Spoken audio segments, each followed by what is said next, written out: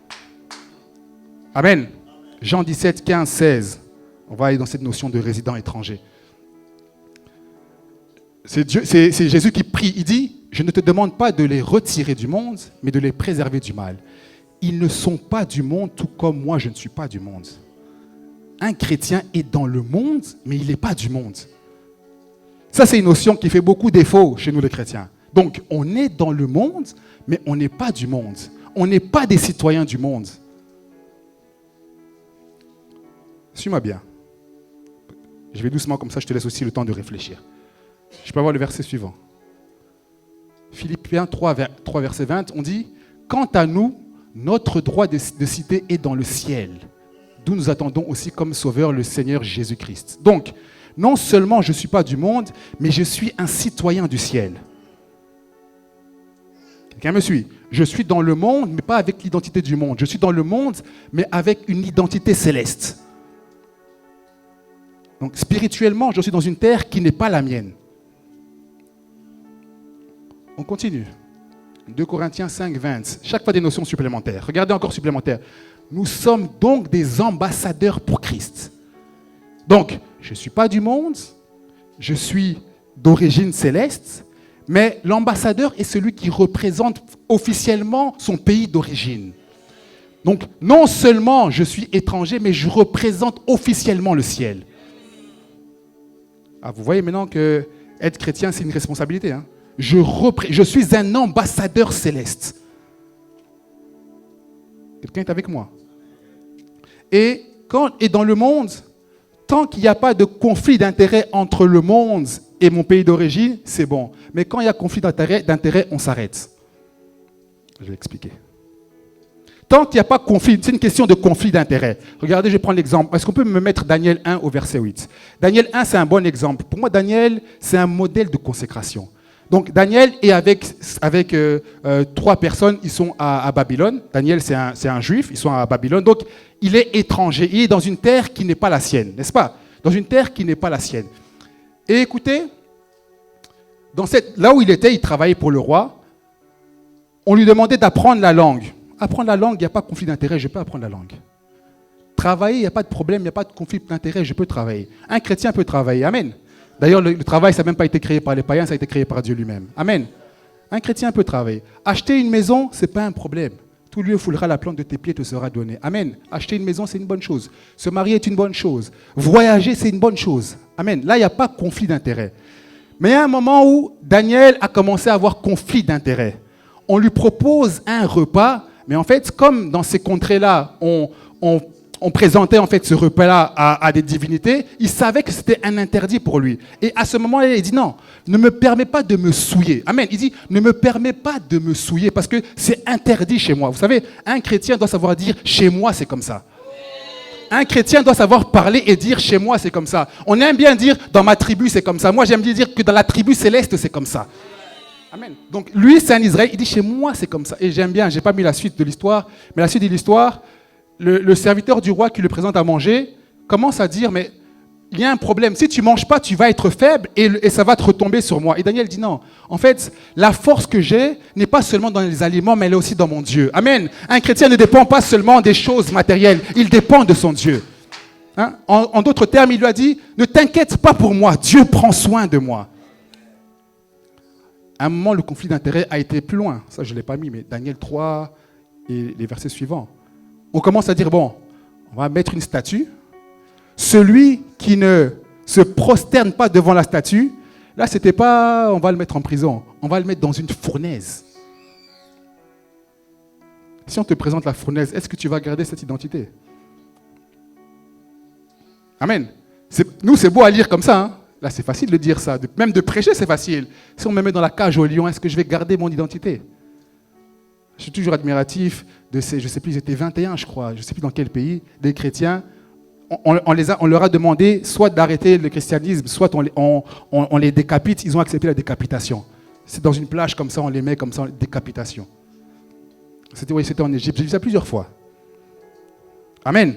Tant qu'il n'y a pas conflit d'intérêt, ça va. Mais dès qu'il y a conflit d'intérêt, je dois savoir me positionner pour Dieu. Un chrétien doit savoir se positionner. Il doit avoir une position claire. Et vous savez, Dieu agit beaucoup en faveur de ceux qui savent se positionner. Amen. Comme ils se sont positionnés, même lors de la fournaise, il y a eu quelque chose qu'ils n'avaient jamais vu. Ça veut dire qu'ils étaient 3, mais ils sont finis à 4, parce que le feu dévorant s'est levé dans la fournaise. Amen. Dieu se révèle à ceux qui prennent position pour lui. Amen. Dieu se révèle à ceux qui prennent position pour lui. Vous savez, en parlant de carte d'identité, j'ai eu une pensée tout à l'heure. En fait, c'était une pensée, au début ça m'a fait rire, mais je me suis dit, au fond, cette pensée, elle est quand même profonde. Tout à l'heure, on a parlé de carte d'identité. Je me suis dit, si on donnait des cartes d'identité à ceux qui étaient chrétiens, est-ce que tu la recevrais? Ça veut dire qu'imagine que, parce que la carte d'identité, c'est la preuve de ton appartenance à un endroit, à un pays, à une nation. Imagine qu'il y avait la carte d'identité céleste. Est-ce que tu aurais eu la carte d'identité? Est-ce que j'aurais eu la carte d'identité? Parce que j'aimerais t'annoncer que ce sont ceux qui ont la carte d'identité qui iront au ciel. Si tu n'as pas la carte d'identité. Vous savez, Dieu est plein de compassion aujourd'hui, mais le dernier jour, il sera un juge impartial. Il va être dans les faits, moi j'aime dire. Il va être dans les faits. Vous voyez, nous qui aimons tout ce qui est mathématique, nous c'est les faits. Nous, ça veut dire que quand je fais mon code, je dois avoir un résultat. Ça veut dire que Dieu va faire le code de ta vie, il doit avoir un résultat. Quelqu'un n'a pas compris. Amen. Tu es un ambassadeur roi. Tu es un ambassadeur roi. Vous avez déjà regardé, bien sûr, je suppose que tout le monde ici a déjà regardé le Eddie Murphy. Tu as compris directement. C'est pas bien de prêcher devant les prédicateurs, ils comprennent ta prédication. Un prince à New York, tu as déjà regardé? Bon, moi, je n'ai pas regardé le 2 parce que je n'ai pas envie de souiller la légende du 1. Je ne sais pas pour vous, mais moi, le 2, je n'ai pas regardé, mais le 1, j'ai regardé. Et vous voyez, Prince de Zamunda, comment il était plein de faste, plein de gloire, des gros manteaux, tout en or. Et il arrive aux États-Unis et il se dit, bon, il faut que je me mette dans la foule. Amen. Il commence même à travailler, je ne sais plus, dans un fast-food. Je ne sais plus si c'était un McDo, il travaille dans un fast-food. Et ce qui est intéressant, c'est que quand son père et toute sa tribu vont le voir, ils sont étonnés de ce qu'il est en train de faire.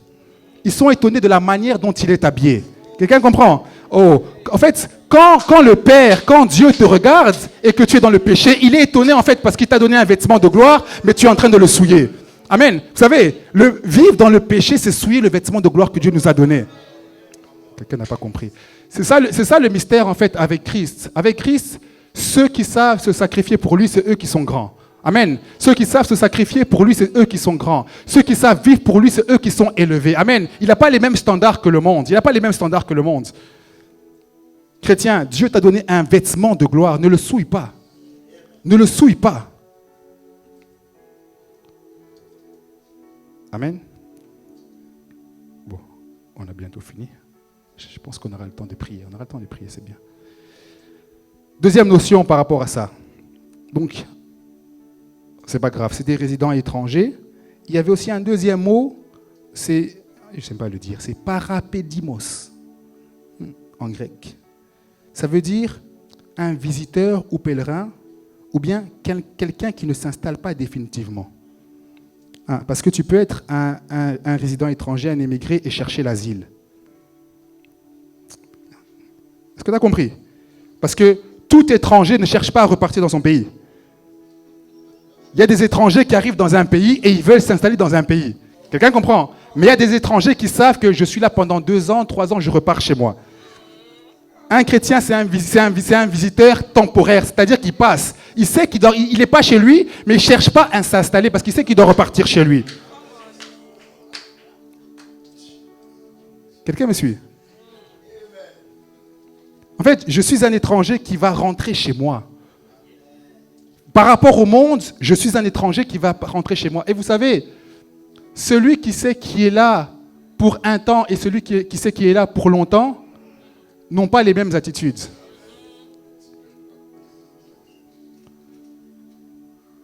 Frère Justin, si je viens dormir chez toi pendant 3 jours parce que chez moi, on fait des travaux, tu vas comprendre que c'est temporaire, que bientôt il va partir. C'est-à-dire que si tu me dis, je t'achète un matelas, je vais te dire, non, ça ne sert à rien, je peux même dormir dans le salon parce que je suis là que 3 jours. Par contre, si je te dis que je suis là pendant 2 ans, peut-être que tu vas me faire une chambre. Amen. En fait, un chrétien, ne t'installe pas trop dans le monde parce que tu vas repartir. Ne t'accroche pas trop dans le monde parce que tu vas repartir. Il y a une cité céleste qui t'attend. Amen. Il y a une cité céleste qui t'attend. En fait, tu es un pèlerin. Et vous savez, un pèlerin, il est prêt à voyager à n'importe quel moment. Amen. Un pèlerin. On nous a prêché là le premier jour. On nous a dit, on a parlé des vierges. On a dit, mais même quand tu t'endors, endors-toi avec la lampe. Même quand tu t'endors, endors-toi avec la lampe. Parce que quand lui, il va venir, tu seras quand même éclairé, même si tu t'endors. Amen. On est passager. On n'a pas les mêmes comportements, ceux qui sont passagers et ceux qui sont résidents. Amen. Un chrétien doit savoir se différencier. Un chrétien. Vous savez, j'ai aussi réfléchi à une chose. J'ai beaucoup réfléchi quand même, beaucoup. J'ai même été loin, même dans mes cours, je suis parti. Qui connaît la pyramide de Maslow? Vous connaissez, voilà, les nouvelles étudiantes. Vous connaissez la pyramide de Maslow? C'est la pyramide des besoins. On identifie les 5 besoins principaux de l'homme. Amen. Écoutez bien où je vous emmène. Le premier besoin, c'est les besoins qui permettent de vivre, manger, boire, dormir, les besoins qui font qu'il n'y a pas la vie. Le deuxième besoin, c'est les besoins de sécurité. Là aussi, c'est difficile de vivre sans, donc avoir un toit, avoir un emploi, toutes ces choses-là. Mais le diable nous attaque beaucoup sur le troisième et le quatrième besoin. Le besoin d'appartenance et les besoins de reconnaissance. C'est là que le diable nous séduit beaucoup. Parce que comme nous sommes dans le monde, on ne peut pas exclure le fait de voir le monde. Nous voyons le monde. Nous voyons comment le monde s'habille, nous voyons comment le monde célèbre, nous voyons comment le monde festoie. On voit ces choses-là. Amen. Et ça, c'est indispensable parce qu'on est dans le monde. Daniel était à Babylone, donc il voyait comment on faisait les sacrifices à Babylone. Quelqu'un comprend? Amen. Mais en fait, le diable, là où il nous tente, c'est qu'il nous dit, il nous chuchote à l'oreille, regarde, les choses qu'eux ils font, toi tu rates. Et parfois, on pêche parce qu'on veut plaire au monde. On a l'impression que si on ne fait pas ça, on a raté quelque chose. Vous savez, oui, le diable nous fait beaucoup pécher par rapport aux autres. D'ailleurs, même si on enlève la foi, souvent, les mauvaises choses qu'on fait, c'est souvent par rapport aux autres. La première fois qu'une personne a fumé, c'est parce qu'il y avait quelqu'un qui était à côté de lui qui fumait. La première fois qu'une personne a été dans l'impudicité, c'est souvent un aîné qui t'a amené là-bas. Quelqu'un comprend? Souvent, le mal qu'on fait a été influencé par quelque chose. Et même nous, les chrétiens, c'est comme ça. Tu vois sur TikTok une tendance, tu vois que tout le monde fait ça, tu te dis, si je ne rentre pas dans cette tendance, ça veut dire que j'aurais sûrement raté quelque chose. Quelqu'un comprend? On pêche souvent parce qu'on a besoin d'appartenir à un endroit, on a besoin d'appartenir à un groupe. Amen. J'aimerais dire que le monde est une illusion. Le monde est une illusion en fait. La vérité c'est que nous qui avons été dans le monde, maintenant que nous appartenons à la famille du Seigneur, il ne manque rien dans la famille du Seigneur. On n'a pas besoin d'aller chercher ailleurs dans la famille du Seigneur. Parce que la Bible dit que le Saint-Esprit vous donnera la paix et la joie. En vérité, j'ai compris une chose. Tout ce que l'homme recherche, c'est la paix et la joie. Et la véritable paix et la véritable joie, elle est qu'en Dieu. Elle est qu'en Dieu. Voilà. J'ai encore réfléchi. Je me suis dit, le péché n'apporte pas la joie. Regardez, réfléchis à toutes les choses qui t'apportent la paix et la joie. Tu verras, il n'y aura jamais le péché. C'est les moments avec ta famille. Quand tu es marié, c'est le moment avec tes enfants. C'est le moment avec ta femme. C'est les mariages, les fêtes de mariage. C'est les moments où tu te retrouves avec tes frères ou tes sœurs, vous êtes en train de manger. Regardez, les moments qui procurent la joie, c'est jamais le péché. Les moments que tu te rappelles, c'est jamais le péché. Le péché, quand tu t'en rappelles, c'est pour te dire, j'étais vraiment un pécheur. Hein. Est-ce que quelqu'un comprend? Les moments où on se rappelle, c'est vraiment te dire, non Seigneur, merci pour ta grâce. Mais sinon, les plus beaux moments qu'on a, c'est toujours des moments de joie où on ne pêche pas. Il n'y a rien de bien dans le péché. Amen. On va clôturer bientôt. Je disais, tu es un pèlerin qui va rentrer chez lui. Jean 14, verset 2. Parce qu'au final, on est presque obligé de chuter par là. Je n'ai pas mis Jean 14, verset 2. Je vais le lire. Non, je ne l'ai pas mis. Mais qui peut trouver ça, Jean 14, 2, et le lire rapidement?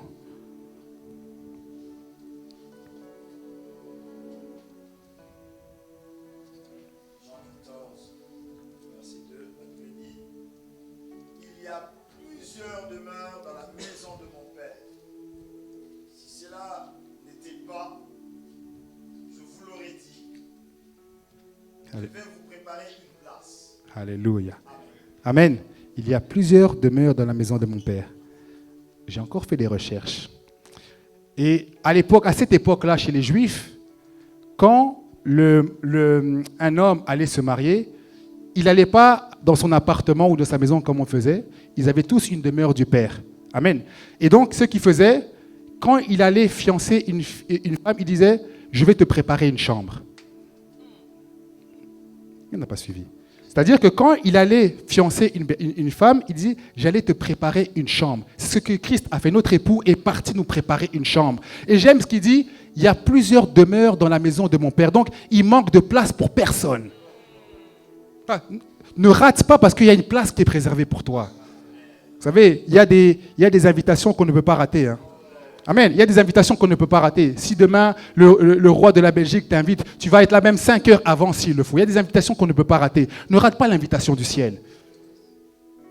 Il y a plusieurs demeures dans la maison de notre Père. Oh, ça me met tellement la joie de savoir que Christ, quand il est reparti là-bas, il m'a préparé une place. En tout cas, moi, j'ai ma chambre. Moi, j'ai ma chambre. Vous savez, on a souvent ce débat, même avec la relève, par rapport à l'assurance du salut. Amen. Souvent, est-ce qu'on est sûr d'être sauvé ou pas? Moi, personnellement, je sais que le frère Francis, on va discuter, moi, j'ai l'assurance du salut. Moi, personnellement, j'ai l'assurance, parce que je sais que toi, tu aimes bien ces choses-là. Tu vas commencer à me dire, mais, ou bien il y a des frères qui vont commencer à me dire, quel est ton soubassement? Le soubassement est bon, hein? Le soubassement est bon, hein? Le soubassement est bon. Et il dit, moi, j'ai l'assurance du salut. Écoutez pourquoi. Parce que souvent, l'argument, c'est quoi? C'est, donc, comme tu as l'assurance du salut, ça veut dire que tu peux pécher et il n'y a rien qui va se passer. Là, c'est une mauvaise compréhension du salut. Vous savez, c'est l'épouse qui sait qu'on va venir la chercher qui se prépare. C'est l'épouse qui sait qu'on va venir la chercher qui se prépare. Je suis une épouse, j'ai l'assurance que l'époux va venir me chercher. Et je veux que l'époux me trouve bien. Je veux que l'époux me trouve glorieuse, donc je me prépare. Parce que si je n'ai pas l'assurance de mon salut, comment je vais me préparer? Amen. Bon, regarde ton voisin, demande-lui, est-ce que toi tu as l'assurance du salut? Christopher, tu as l'assurance du salut?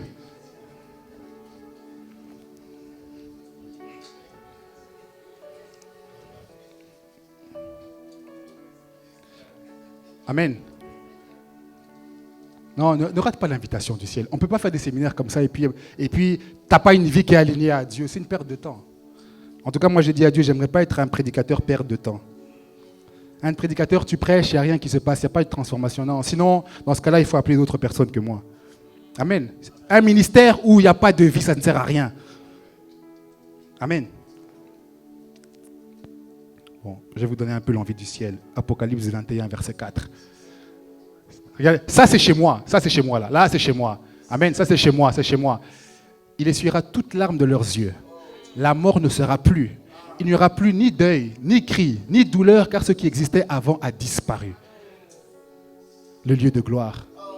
Le lieu de gloire. Frère Justin, récemment on est parti dans un deuil, on a pleuré, mais la Bible nous dit que là on ne pleurera plus, il n'y aura plus de larmes, il n'y aura plus de raison de pleurer parce qu'on sera avec l'agneau de Dieu. Amen. On dit qu'il n'y aura même plus besoin de soleil parce qu'il va briller partout. Oh, ne rate pas le ciel, ne rate pas le ciel. Parce que la destination finale du chrétien c'est le ciel. Le chrétien vient du ciel et il repart au ciel. Amen. Il vient du ciel. Hier on nous a dit quoi? On nous a dit que Christ, il avait déjà l'église en lui. Tu étais déjà en Christ avant la fondation du monde. Il t'a suscité sur la terre pour que tu repartes au ciel.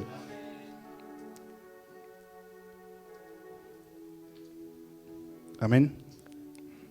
Bon, en 2 jours, j'ai dit beaucoup de choses. Hein. J'espère que tu as noté. Bon. Est-ce qu'on peut fermer les yeux? On peut juste incliner les têtes. Tout à l'heure, j'ai dit une chose. J'ai dit, on ne peut pas avoir ce type de prédication. Il y a des personnes qui sont encore loin du Seigneur. Dès que j'ouvre ma Bible. Commence déjà à prier. Je vais lire quelques versets, mais dans une attitude de prière. J'aimerais qu'on finisse ce culte dans la prière.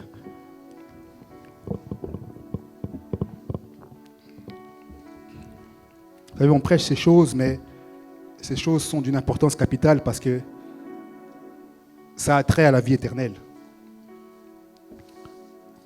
J'aimerais que chacun puisse faire une prière en fonction de où il va se trouver dans ce que je vais partager maintenant.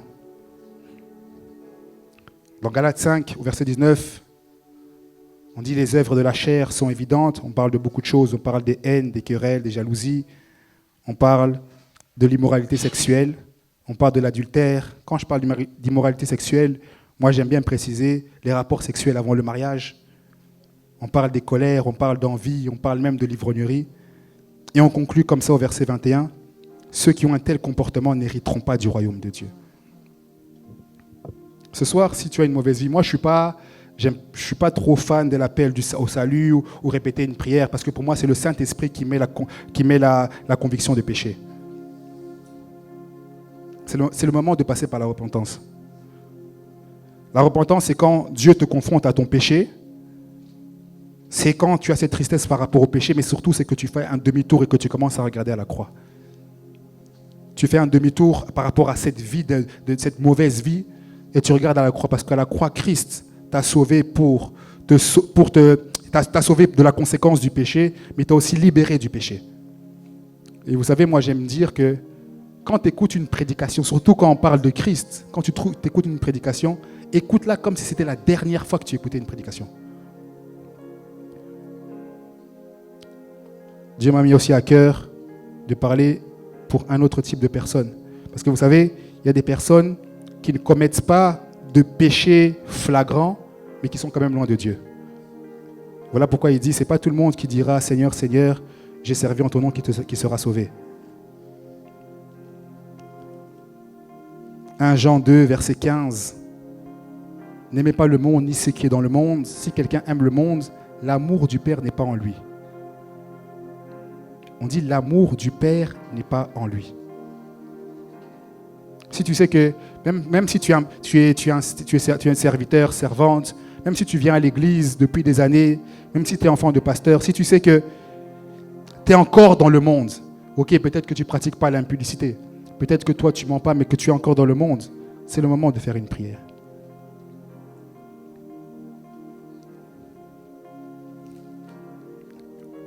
Les hommes de Dieu, là où vous êtes, de votre place, n'hésitez pas même à intercéder même pour l'église. N'hésitez pas à intercéder.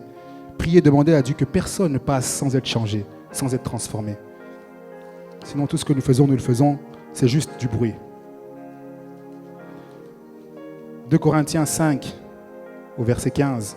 Si vous voulez, après, je partagerai les versets parce que là, vous priez. On dit, « Et s'il est mort pour tous, c'était afin que ceux qui vivent ne vivent plus pour eux-mêmes, mais pour celui qui est mort et ressuscité pour eux. » Parfois, tu peux même chanter pour le Seigneur, mais ta vie n'est pas pour le Seigneur. On dit qu'il est mort pour que nous puissions vivre pour lui. Le péché, ce n'est pas simplement les interdits, les péchés que nous connaissons. Mais le fait de ne pas vivre pour Jésus, c'est aussi un péché.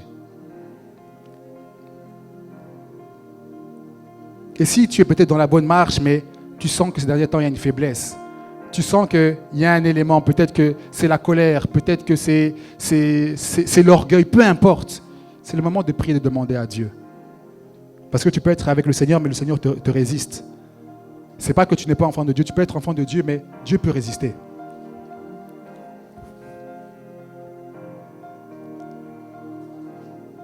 Après, tu peux aussi prier et demander à Dieu d'exceller dans la sanctification. Peut-être que tu es sur le bon chemin, peut-être que tu marches avec Dieu, mais tu peux demander à Dieu d'être encore meilleur.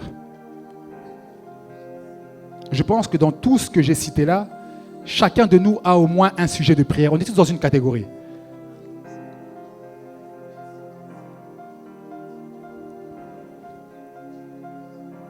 Prie bien aimé, parce que je sais pourquoi je fais ce moment, je sais pourquoi.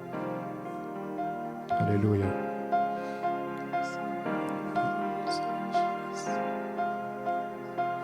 Seigneur,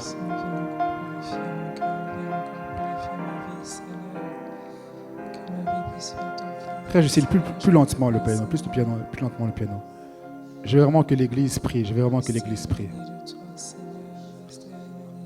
On nous a dit que le voile est ouvert, mais pour entrer dans le Saint des Saints, il faut être sanctifié. Même si Jésus-Christ est mort à la croix, il faut être sanctifié. Seigneur, je prie, s'il y a quelqu'un qui sait qui est loin de toi, s'il y a quelqu'un qui a une vie dans le péché, je prie, Père, que le Saint-Esprit de Dieu apporte une conviction profonde. S'il y a une personne, Seigneur Dieu Tout-Puissant, qui se complaît dans ce péché, je prie que le Saint-Esprit met la haine du péché, de la même manière que tu me l'avais mise à l'époque, que tu mettes la haine du péché aujourd'hui à une personne. Quand elle va rentrer chez elle à la maison, elle va se dire que cette parole, que la prédication puisse la suivre. Seigneur, je me rappelle quand j'étais encore dans le péché, mais que je commençais à aimer les choses de Dieu. Seigneur, tes prédications me suivaient, Seigneur. Même dans le péché, tes prédications me suivaient. Seigneur, je prie pour ceux ou celles qui sont dans une situation où elles pensent être confortables, mais qu'elles ne sont pas de toi. Seigneur, je me rappelle de cette sœur qui m'a témoigné un jour qu'elle chantait depuis qu'elle avait 5-6 ans, mais c'est à plus de 20 ans qu'elle a compris qu'elle n'était pas en Christ, après une prédication.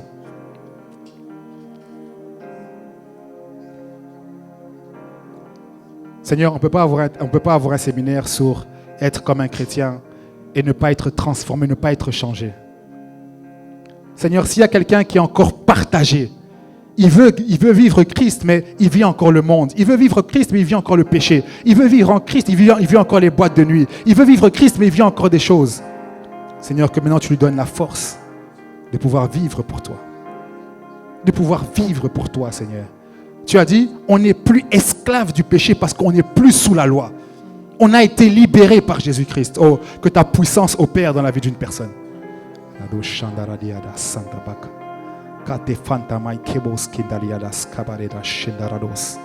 Que la puissance du Saint-Esprit aujourd'hui, le Dieu compris, le Dieu de notre appel, Seigneur, que tu puisses agir. Oh Père, c'est une telle joie quand je vois un frère et une sœur qui se donnent véritablement à toi. Que personne sort de ce moment transformé. Même ceux qui sont déjà en Christ, même ceux qui marchent déjà bien avec toi. Seigneur, que tu puisses nous pousser encore plus loin dans la sanctification, que tu puisses nous pousser encore plus dans la consécration.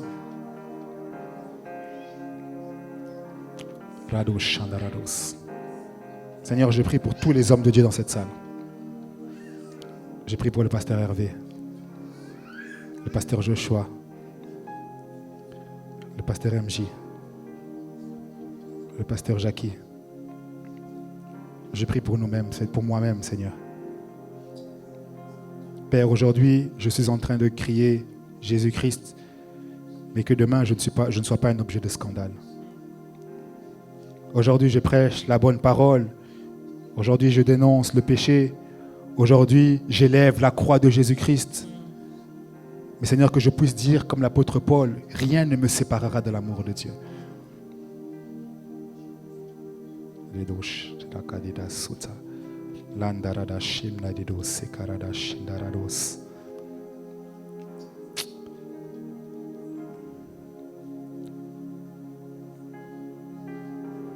Seigneur, les deux prédicateurs qui sont devant moi, Père, que tu puisses mettre un envol à leur ministère.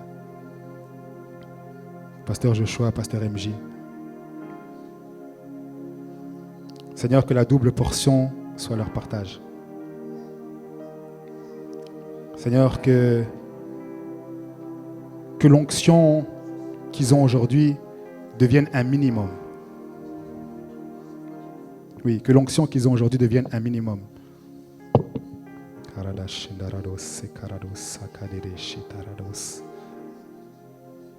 Jésus, sois élevé dans chaque cœur en ce lieu. Éclaire chaque cœur en ce lieu. Seigneur, on a l'habitude de prier, de faire du bruit, on a l'habitude de taper les mains. Mais parfois le silence permet à l'esprit de travailler. Seigneur, je vais même plus loin dans ma foi. Que quelqu'un entende la voix de Dieu maintenant là où il est. Que quelqu'un entende la voix de Dieu là où il est.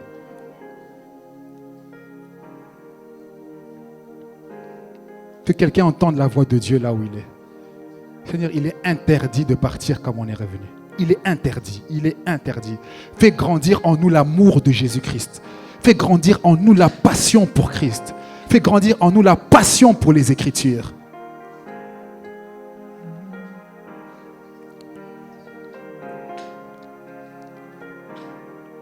Jésus, Jésus, Jésus. Il n'y a pas de grand homme de Dieu, c'est toi qui es grand. Il n'y a pas de grand homme, ça n'existe pas un grand homme de Dieu. C'est Dieu qui est grand, c'est Dieu qui est grand. Ça n'existe pas de grand intercesseur, c'est Dieu qui donne sa grâce, Seigneur. Je sais pas, j'avais prévu qu'on prie pour des cas, mais je sens qu'on doit juste se mettre à genoux et adorer Dieu. On doit adorer Dieu. Je ne sais pas quel chant on peut avoir. On peut juste adorer Dieu. Et je crois qu'il y a des choses qui vont être débloquées. Je crois que Dieu peut agir même dans l'adoration. Je crois que Dieu peut agir dans l'adoration. Je crois qu'il peut prendre une détresse. Je crois qu'il peut donner sa paix. Il a dit, je vous donnerai la paix comme le monde ne la donne pas.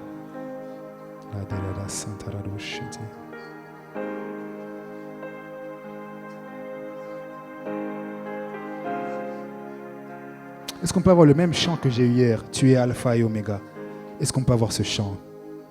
Est-ce qu'on peut avoir ce chant?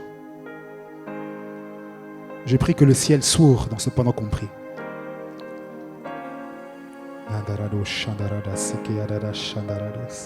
Jésus, s'il te plaît.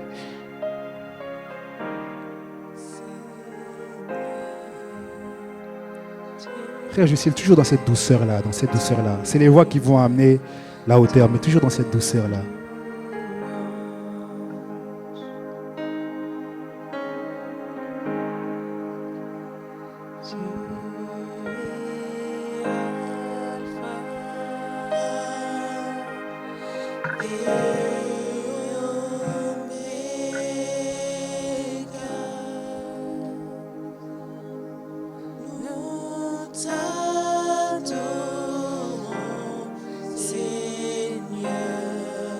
C'est un moment avec Dieu, c'est un moment avec Dieu.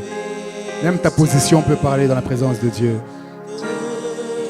Disons encore, tu es Alpha, tu es Alpha, tu es Alpha.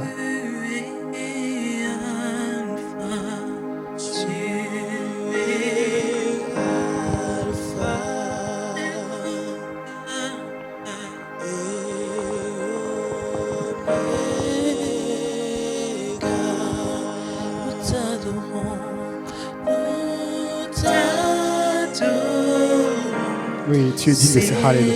Que le ciel s'ouvre, Seigneur, comme tu me l'as montré.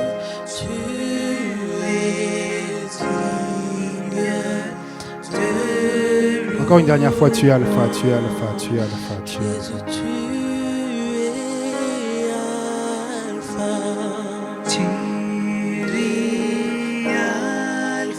Il est l'Alpha, il est l'Oméga, le commencement de toutes choses.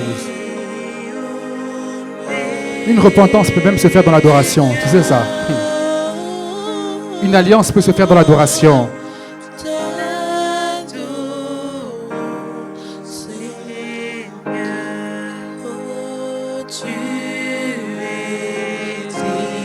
Yes. Yes, nous te rendons Jésus-Christ. Nous te rendons, nous te rendons, nous te rendons. Nous te rendons.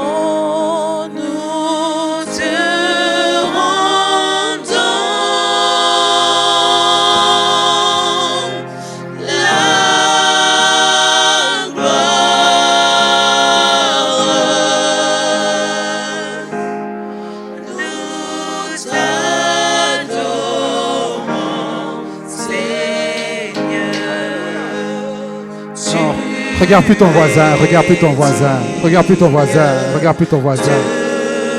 Harado chante, nous te rendons, nous te rendons, nous te rendons. Soria, le Seigneur veut te visiter, le Seigneur veut te visiter. Lebo Shandarados, Andarados, Santarabo, Shankarados, Rada Sankarada Shandarabos, Seabos. Alléluia, Alléluia, Landarados, Sakayabos. Alléluia, Alléluia, Alléluia.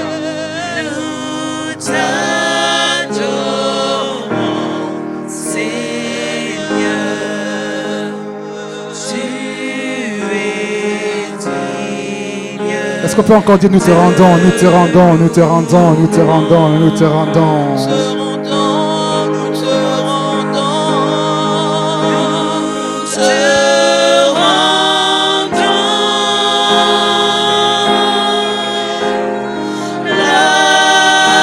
Sois à l'aise, fais-le à ta manière. Il n'y a plus de voisins. Il n'y a plus de prédicateurs. Il n'y a plus. Le Saint des Saints est disponible. Le Saint des Saints est disponible. Le Saint des Saints est disponible. Yes. Si on disait you are Alpha, Alléluia. Si on disait you are Alpha, Alléluia.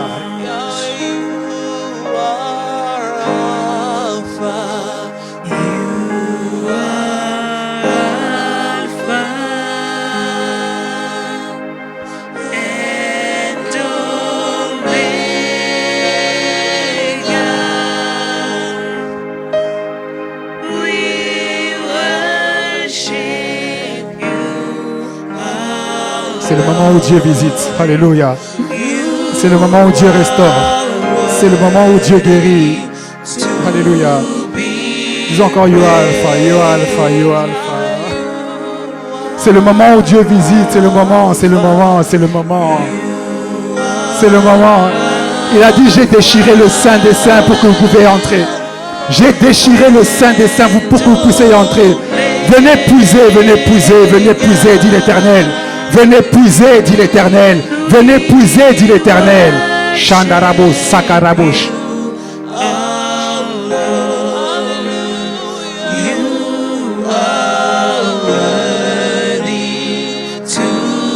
Yes, we give you.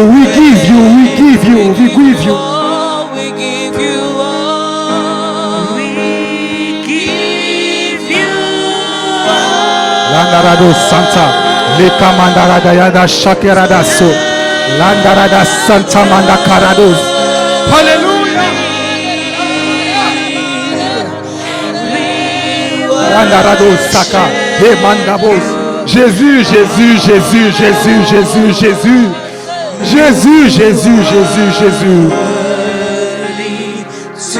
We give you all the glory. We give you all the glory. Shakarado Santa. Alléluia, alléluia. Ne rate pas la visitation de Dieu. Ne rate pas la visitation de Dieu. Ne rate pas la visitation de Dieu. Ne rate pas la visitation de Dieu. Ne rate pas la visitation de Dieu. Ne rate pas la visitation de Dieu. Shandarados. Oh Saint-Esprit. Oh Saint-Esprit. Souffle en ce lieu. Souffle en ce lieu. Souffle en ce lieu. Si on pouvait les faire sans le piano, juste les voix. We give you. Rabo Shandarados.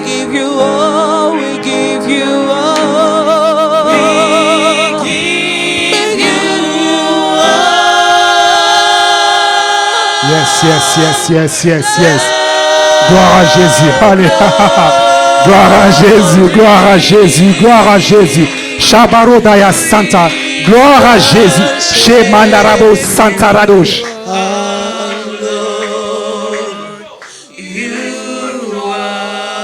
Est-ce qu'on peut dire you are Alpha, mais toujours a cappella, s'il vous plaît. On peut dire you are Alpha. Alléluia. Il est le commencement de ta vie et il est aussi la fin. Alléluia. Il est le commencement, il est la fin.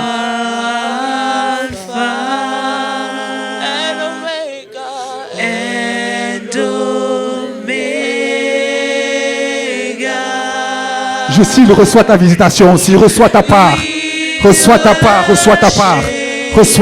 Les deux chandeliers, c'était là-bas.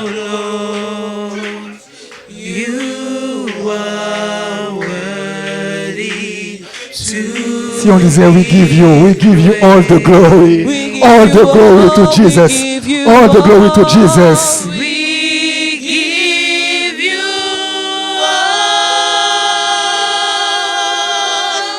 Glory. Oh, porte éternelle, élevez vos linteaux. Oh, le roi de gloire fait son entrée en ce lieu. Porte éternelle, élevez vos linteaux. Le roi de gloire est en train de faire son entrée en ce lieu. Le roi de gloire est en train de faire en ce lieu. Toujours we give you. On peut avoir le piano. We give you. We give you all.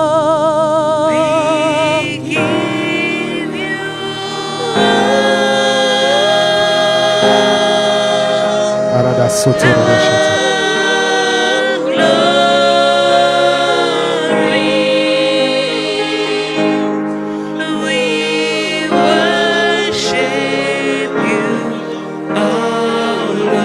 Alléluia. Alléluia. On peut laisser le piano. Même les chantres, est-ce qu'elles peuvent monter? Même les chantres, est-ce qu'elles peuvent monter? Est-ce qu'on peut adorer Dieu? Fais-le à ta manière, fais-le à ta manière, fais-le à ta manière. Fais-le à ta manière. C'est le Saint des Saints, c'est le Saint des Saints. Fais-le à ta manière, fais-le à ta manière. Fais-le à ta manière. Fais-le à ta manière. Que ce soit à genoux, que ce soit les mains levées, que ce soit en parler en langue, peu importe. Fais-le à ta manière, fais-le à ta manière. Glory, glory, glory to Jesus. Gloire à Jésus, gloire à Jésus. Fais-le à ta manière, fais-le à ta manière. Fais-le à ta manière, fais-le à ta manière. Fais-le à ta manière. Fais-le à ta manière. Assis sur le trône, tu règnes à jamais. Les cieux proclament, la terre proclame. Laisse-nous bénir ton nom, car toi seul est digne. Toi seul est digne. Toi seul est digne. Toi seul est digne. Toi seul est digne. Toi seul est digne. Toi seul est digne de recevoir l'adoration. Toi seul est digne, Seigneur. Toi seul est digne. Toi seul est digne. Toi seul est digne, Seigneur. Toi seul est digne, Seigneur.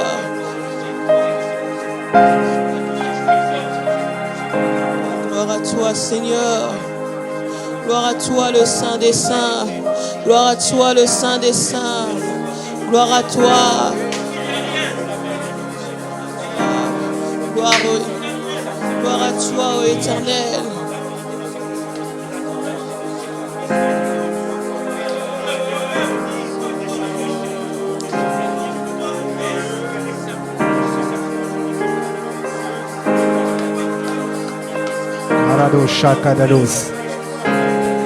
On va faire un dernier chant, avant de finir. Continuez à prier, on va faire un dernier chant avant de finir. Jésus, digne de louange, Seigneur. Honneur et gloire à toi, l'agneau de Dieu. Honneur et gloire à toi, l'agneau de Dieu. Celui qui est assis sur le trône et qui règne à jamais. Et qui règne à jamais. Et tu règnes à jamais. Et tu règnes à jamais. Et tu règnes à jamais.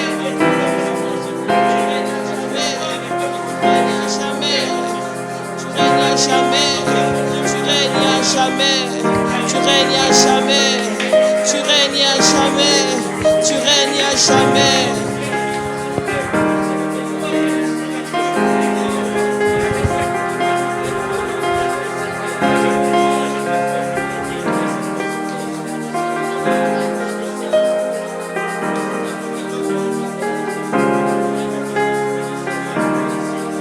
Disons ça au Éternel.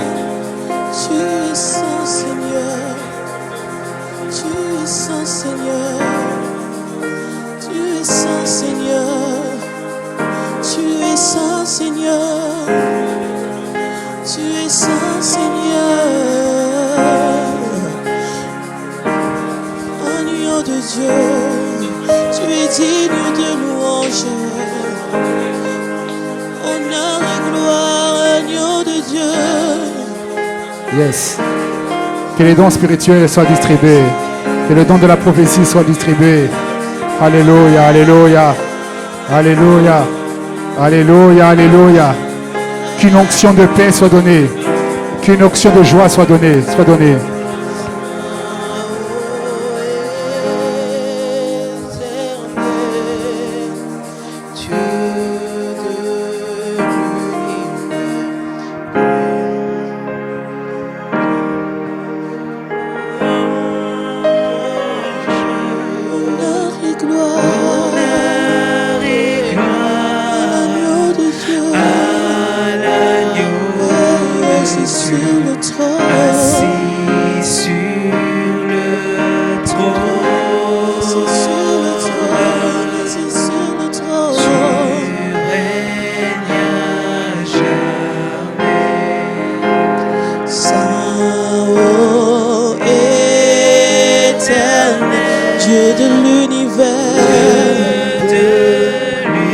Digne l'agneau.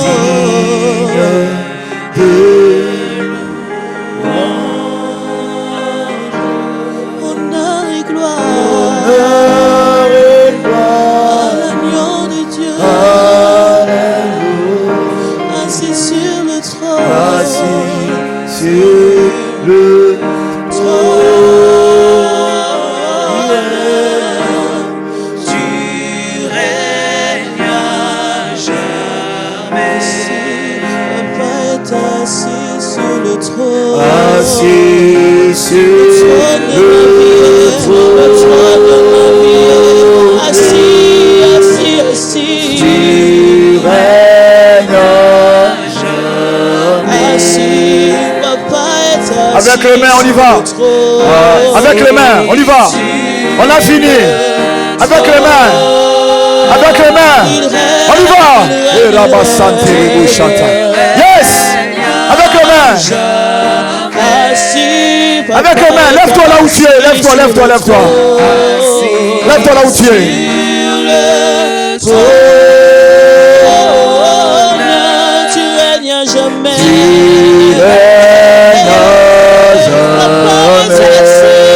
Papa est assis sur le trône. Assis sur le trône. Tu règnes à jamais. Tu règnes à jamais. Mon Dieu est assis. Mon roi est assis sur le trône. Acclamons, acclamons, acclamons, acclamons, acclamons, acclamons, acclamons. Yes.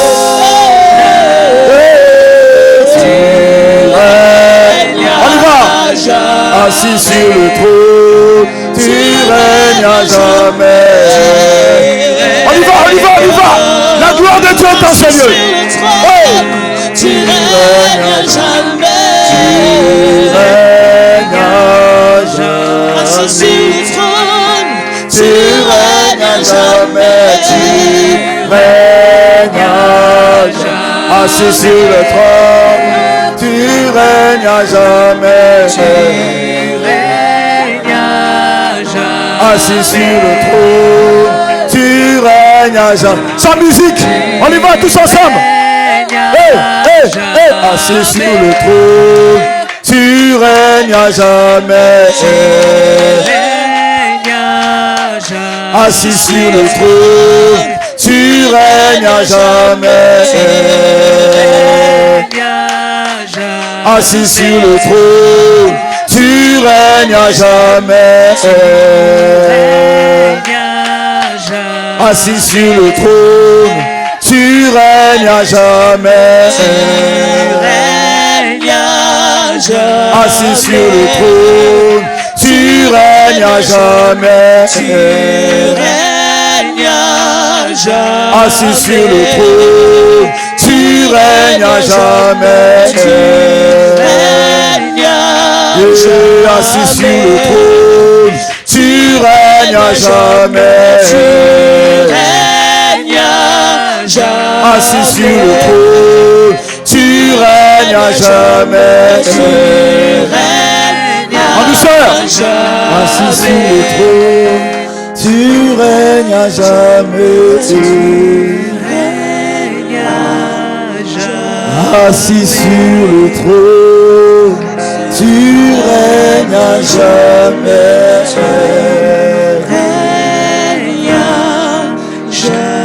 Assis sur le trône, tu règnes à jamais.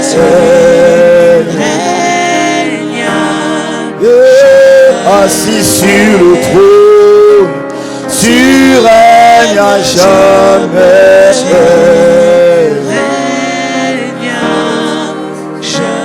Assis sur le trône, tu règnes.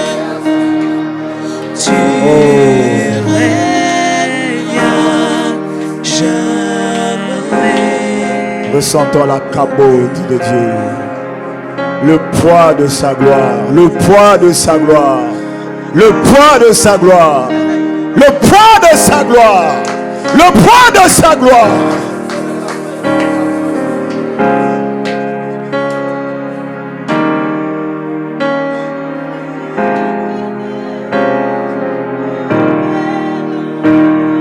Ésaïe l'a vu assis sur le trône. Il était revêtu de gloire. Et le pan de sa robe remplissait le temple. Le pan de sa robe remplissait le temple. Le pan de sa robe remplissait le temple. Le pan de sa robe remplissait le temple. Là où Dieu est, on sait le voir. On sait le voir. On sait le voir. Il ne se promène pas sans sa gloire. Il ne se promène pas sans sa gloire. Ça ne le quitte pas. Ça ne le quitte pas. Ça ne le quitte pas. Ça ne le quitte pas. Ça ne le quitte pas.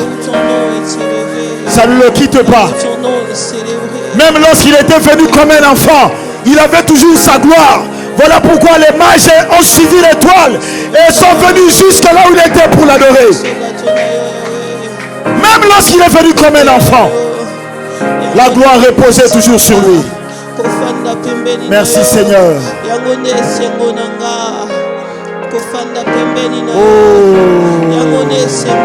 Disons-lui comme ça. Disons-lui comme ça. Yaya umela nangwende na yo.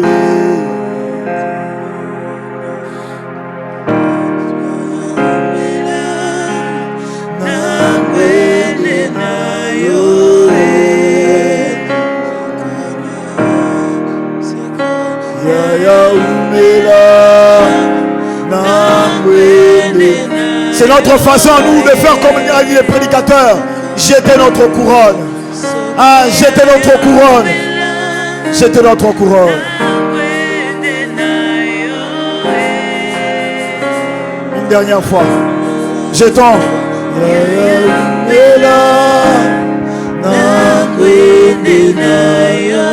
Acclame le Seigneur, acclame le Seigneur, acclame le Seigneur, acclame le Seigneur, acclame le Seigneur, acclame le Seigneur, acclame le Seigneur, acclame le Seigneur, acclame le Seigneur.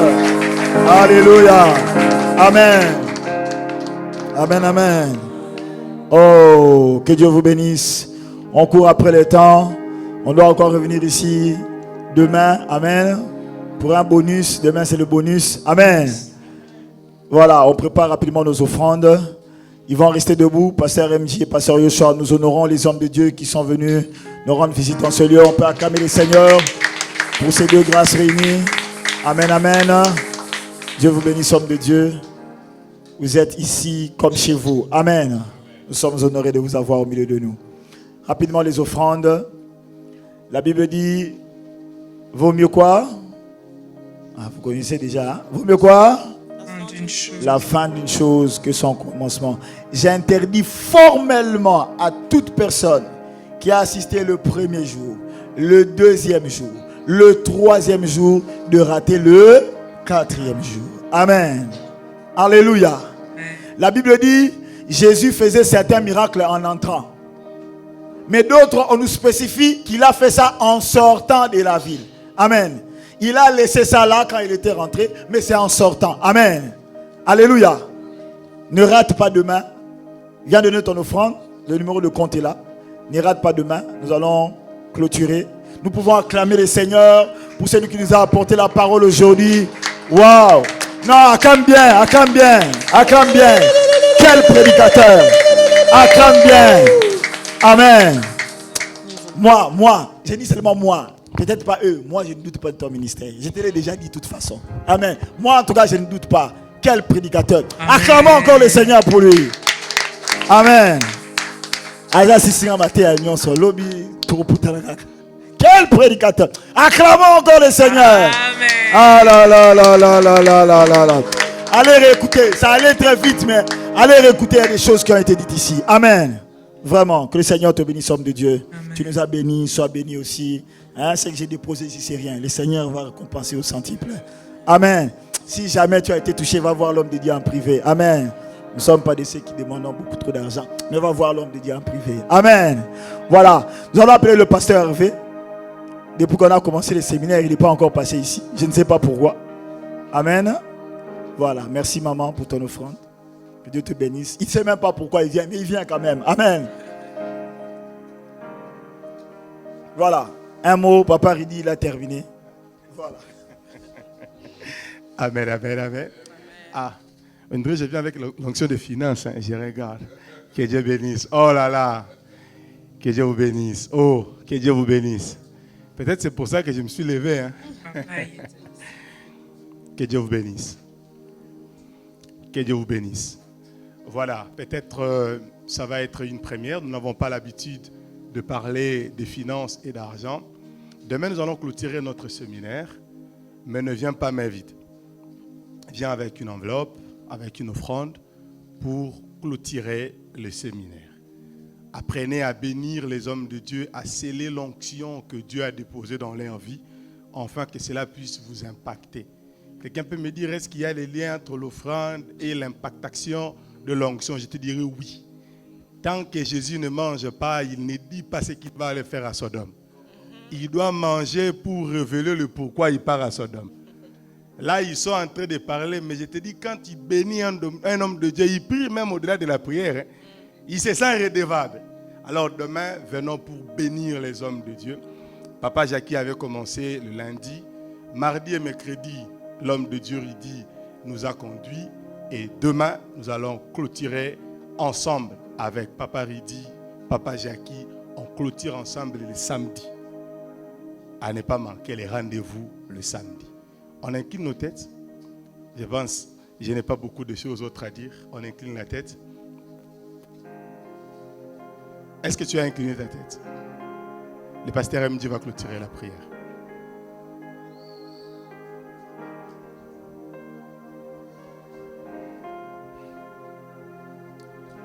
Dieu notre Père, nous te bénissons.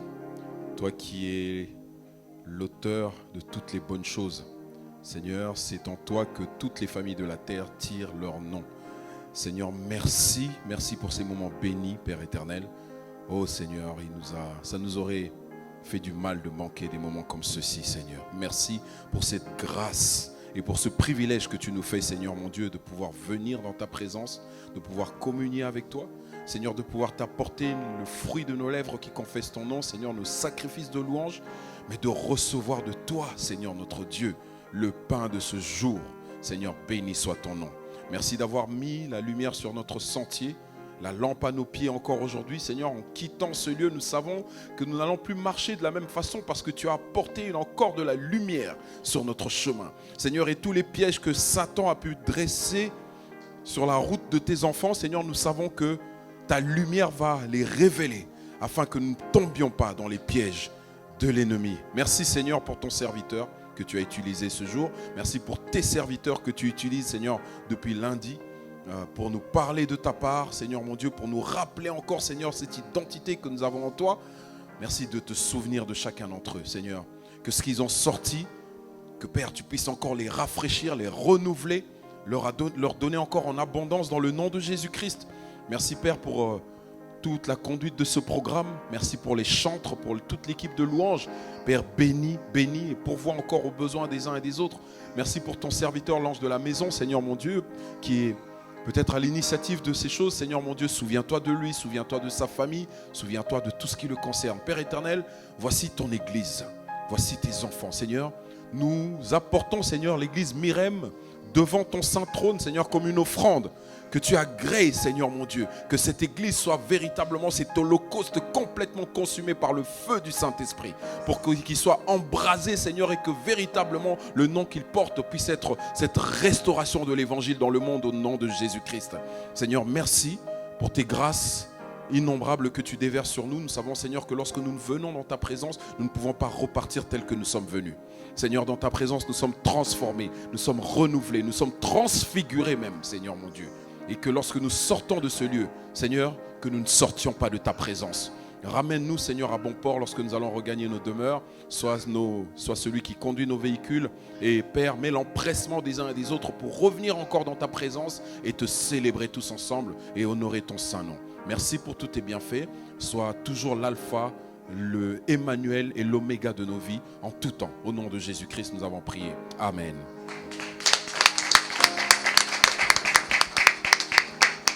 Dieu vous bénisse, on se salue demain à 18h30. Merci.